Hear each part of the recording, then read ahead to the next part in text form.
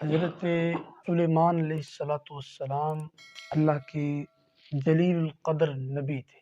آپ حضرت یوسف علیہ السلام کے بھائی کی 5ویں یا 6ٹھی پشت سے تھے۔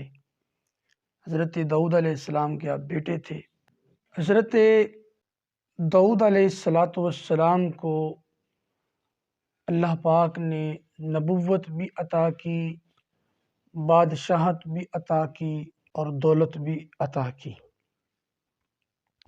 وَلَقَدْ آتَيْنَا دَاوُودَ وَسُلَيْمَانَ عِلْمًا، اور ہم نے داؤد کو اور سلیمان کو علم دیا۔ کتب میں ملتا ہے کہ اللہ تبارک و تعالیٰ نے انہیں اختیار دیا کہ چاہے بادشاہت لے لو، حکومت لے لو، چاہے دولت لے لو اور چاہے علم لے لو۔ تو انہوں نے علم کا انتخاب کیا، تو اللہ تبارک و تعالیٰ نے علم کی برکت کی وجہ سے حکومت بھی عطا فرما دی اور دولت بھی عطا فرما دی۔ علم اصل بادشاہت ہے، علم شہنشاہی ہے۔ وہ ایک بادشاہ نے ایک علاقے کو فتح کیا، جو فاتح بادشاہ تھا اس نے مفتوح کو کہا کہ ہم تمہیں قتل نہیں کریں گے، بلکہ ہم تمہیں اپنی حکومت میں عہدہ دیں گے اور تمہیں ہم اپنے ساتھ رکھنا چاہتے ہیں، تو تم بتاؤ کہ تمہیں ہم کون سا عہدہ دیں۔ تو اس نے کہا کہ آپ مجھے معلم لگا دیں، استاد رکھ لیں۔ تو وہ بادشاہ کہنے لگا بڑے تیز ہو، پھر بادشاہ چاہتے ہو؟ تو جو علم ہے وہ بادشاہت ہے۔ وقال الحمد للہ الذی فضلنا علی کثیر من عبادہ المؤمنین، اور کہا کہ تمام تعریفیں اس کے لیے، اس کا بڑا فضل ہے کہ اس نے اتنے لوگوں میں سے، اتنے مومنین میں سے ہمارا انتخاب کیا، ہمیں چنا۔ اللہ تبارک و تعالیٰ نے اس کام کے لیے، اور بھی تو مخلوق تھی، تو یہ اس کی کرم نوازی ہے، یہ اس کی مہربانی ہے کہ اس نے ہمارا چناؤ کیا، اس نے ہمارا انتخاب کیا۔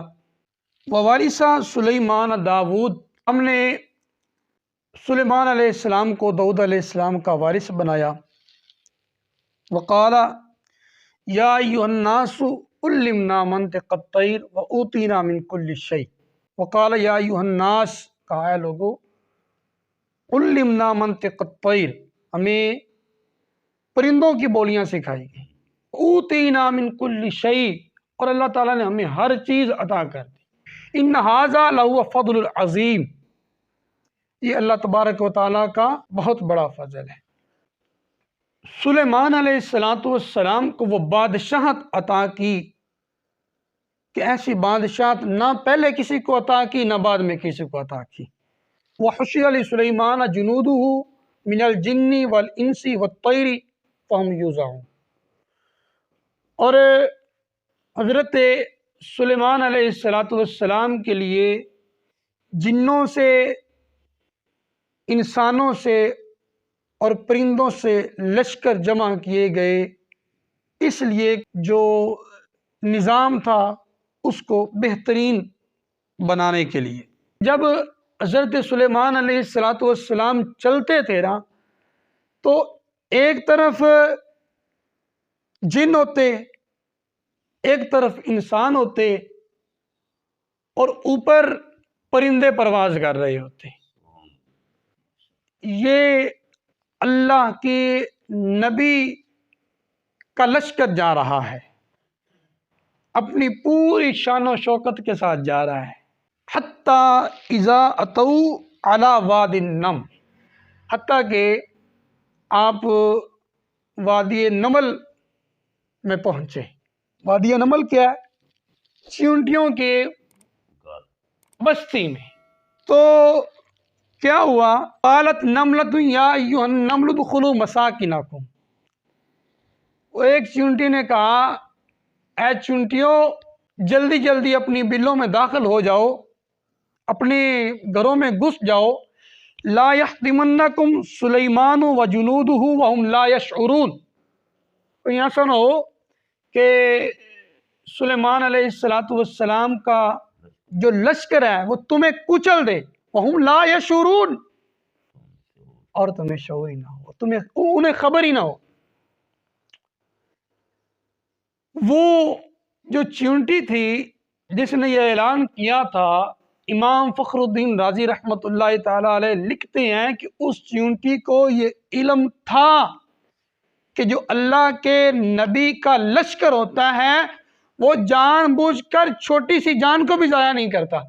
یہاں پہ نا تھوڑا سا پیچھے چلے جائیں تو ایک رواج چلا تھا، بلکہ ابھی میرا خیال ریسنٹلی بھی ایک دھماکہ ہوا۔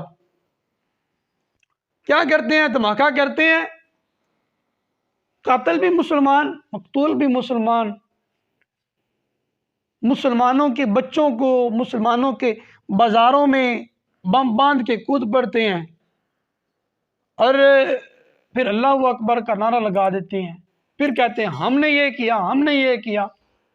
تو میں یہ کہتا ہوں کہ اگر وہ کہتے ہیں ہم نے یہ کیا اور ہم مسلمان ہیں تو وہ مسلمان کہلوانے کے حقدار نہیں، میں تو یہ کہتا ہوں کہ وہ انسان کہلانے کے بھی حقدار نہیں۔ جو انسان، حضور نے تو یہ فرمایا کہ جس نے ایک انسان کی جان بچائی اس نے پوری انسانیت بچائی۔ جب حضور علیہ السلام قافلہ بھیجتے تھے نا جنگ کے لیے تو آپ انہیں تعلیم دیتے، آپ فرماتے آپ کسی بچے کو قتل نہیں کرو گے، آپ عورتوں کو قتل نہیں کرو گے، آپ ان کے بزرگوں کو قتل نہیں کرو گے، آپ ان کے رہنماؤں کو، ان کے پادریوں کو قتل نہیں کرو گے، آپ ان کے عبادت خانے نہیں توڑو گے، آپ ان کی فصلیں نہیں اجاڑو گے۔ یہ حضور تعلیم دے کر پھر روانہ کرتے، یہ حضور علیہ السلام کی تعلیمات ہوتی۔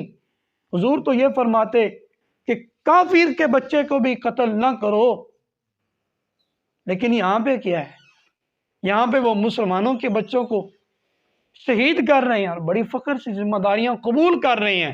کبھی ہمارے اساس اداروں میں وہ بم پھوڑتے ہیں اور ہمارے ملک کے محافظوں کو وہ شہید کرتے ہیں، ان کو نقصان پہنچاتے ہیں، اسی ملک کے باسی ہو کر اسی ملک کی قیمتی اشیاء کو نقصان پہنچاتے ہیں، پھر اسلام کے ٹھیکیدار بنتے ہیں، تو یہ اسلام سے ان کا کوئی تعلق نہیں۔ امام فخر الدین رازی رحمۃ اللہ تعالی علیہ نے لکھا کہ اس کو اس علم کی وجہ سے، یہ جو چونٹی تھی اللہ نے اس کو علم دیا تھا، اس کو علم تھا تو اللہ تعالیٰ نے اس کو اس علم کی وجہ سے قیامت تک آنے والی چیونٹیوں کا سردار بنا دیا۔ کیوں؟ اس نے اللہ کے نبی کا ادب کیا، اللہ کے نبی سے محبت کی، اور پھر یہیں پہ بات نہ رکی، پھر کیا ہوا؟ پھر اللہ نے اس چیونٹی کے نام کی سورت بھی اتار دی۔ قرآن میں ہے سورت نمل، فَتَبَسَّمَ ضَاحِكًا مِّن قَوْلِهَا۔ حضرت سلیمان علیہ السلام 3 میل دور تھے، آپ نے چیونٹی کی یہ بات سنی، آپ نے تبسم فرمایا، مسکرا پڑے۔ اچھا ایک بات ہے، یہاں پہ ایک چیونٹی چل رہی ہو، کوئی بات کرے، میں اور آپ سن لیں گے؟ کیوں جی؟ کوئی سن سکتا ہے؟ یہاں پہ بٹھا لیں، یہاں لگا لیں، چیونٹی کی بات ہم نہیں سن سکتے، لیکن اللہ کے نبی کی یہ شان ہے، اللہ کے نبی اس کی بات کو 3 میل دور سے سنتے بھی ہیں، سمجھتے بھی ہیں، اور پھر اس پر تبسم بھی فرماتے ہیں، مسکراتے بھی ہیں۔ میں نے پڑھا کہ چیونٹی جو ہوتی ہے نا اس کی زبان بھی نہیں ہوتی، اس کے دانت بھی نہیں ہوتے، پھر جب وہ بولتی ہے، پہلی بات تو یہ کہ وہ بولتی کیسے ہے، تو لکھا ہوا تھا کہ اس کے منہ کے قریب 2 مہین سے بال ہوتے ہیں، نرم 2 ریشے ہوتے ہیں، ان کو قریب کر کے وہ رگڑتی ہے، اس رگڑ سے جو آواز پیدا ہوتی ہے اس سے وہ اپنی ساتھیوں کو، اپنی ہمچولیوں کو وہ میسج کنوے کرتی ہے۔ اللہ کے نبی کی یہ شان ہے کہ وہ اپنے 2 بالوں کو قریب کر کے رگڑتی ہے، اس رگڑ سے جو آواز پیدا ہوتی ہے اللہ کا نبی اس کو 3 میل دور سے سنتا بھی ہے، اس کا مفہوم نکال کے اس کو سمجھتا بھی ہے، اور پھر اس پر تبسم بھی فرماتا ہے۔ مجھے یہاں پہ ایک بات کہنے دیں، بڑی توجہ سے سنیے گا، جو نبی 3 میل دور سے سنتا ہے، سمجھتا ہے، مسکراتا ہے، وہ نبی اقصی میں تیرے اور میرے نبی کے پیچھے ہاتھ باندھ کے کھڑا ہوا ہے، سرکار کا عالم کیا ہوگا، حضور کی شان کیا ہوگی، حضور کا مقام کیا ہوگا، اللہ نے حضور کو کیا شان عطا فرمائی ہوگی۔